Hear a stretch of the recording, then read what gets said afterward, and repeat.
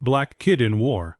Now Shoes went to bank to check account. Manager laughed until he saw the balance. The laughter wasn't loud, but it was sharp enough to sting. It slipped out before the bank manager could stop it, right as the boy placed his Nout sneakers on the marble floor and asked, in a quiet voice, if someone could help him check his account balance. The boy froze. His shoes told a story before he ever spoke. Cracked soles, frayed laces, the kind that had walked too many miles for a kid his age. He stood there, backpack hugged to his chest, eyes steady but cautious. His name was Elijah. He was 12 years old, and he had never been inside a bank alone before. The manager cleared his throat, masking his reaction with a professional smile that came a second too late. "Sure," he said, waving Elijah toward the counter. "What's your account number?" Elijah slid a folded piece of paper across the desk with careful hands.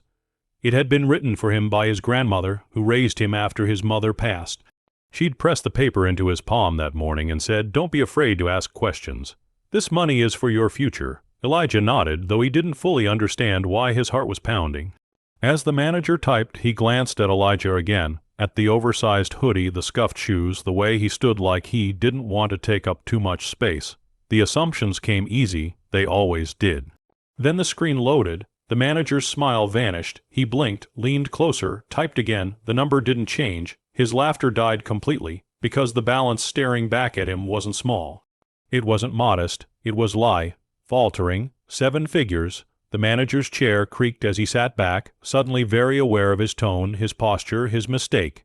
He looked at Elijah differently now, not as a kid who wandered in by accident, but as someone carrying a story he clearly didn't know. "Elijah," he said carefully, "do you know how much is in this account?" Elijah shook his head. "My grandma said it's from my mom. She said my mom worked really hard and wanted me to be okay." That was the moment the realization hit. Elijah's mother had been a software engineer, brilliant, quiet, private. She'd invested early, saved carefully, and set up a trust no one talked about.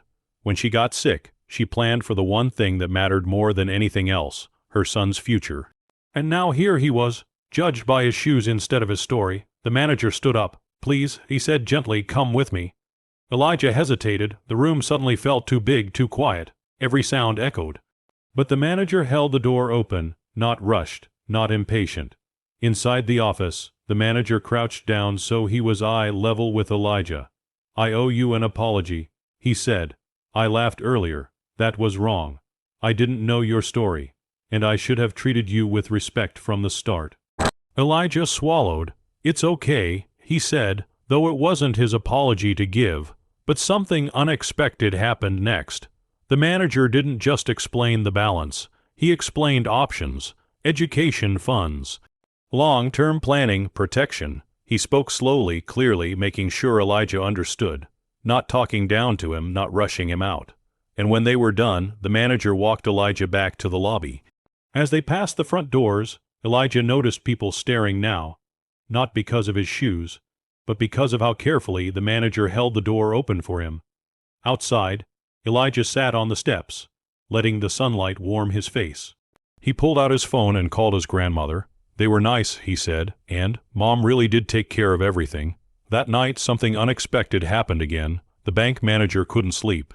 He kept seeing Elijah's face, not when the balance appeared, but before, the moment of laughter, the moment he decided who the boy was without knowing anything about him. The next morning, the manager started a scholarship partnership with a local school. A small one at first, then bigger. He asked his staff to treat every person the same way, no matter how they looked when they walked in, and a month later, Elijah returned to the bank. This time, the manager didn't notice his shoes. He noticed his confidence. Elijah had a new backpack, a notebook filled with ideas, and a question about investing. Not because he needed more money, but because he wanted to understand the world better. And as the manager listened, really listened, he understood something that no balance sheet could ever teach him.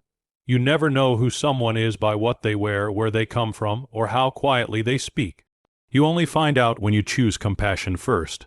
Because in the end, the real wealth in that bank wasn't the number on a screen. It was the moment a boy walked in, was underestimated, and walked out reminding everyone that dignity matters, respect matters, and that kindness still matters.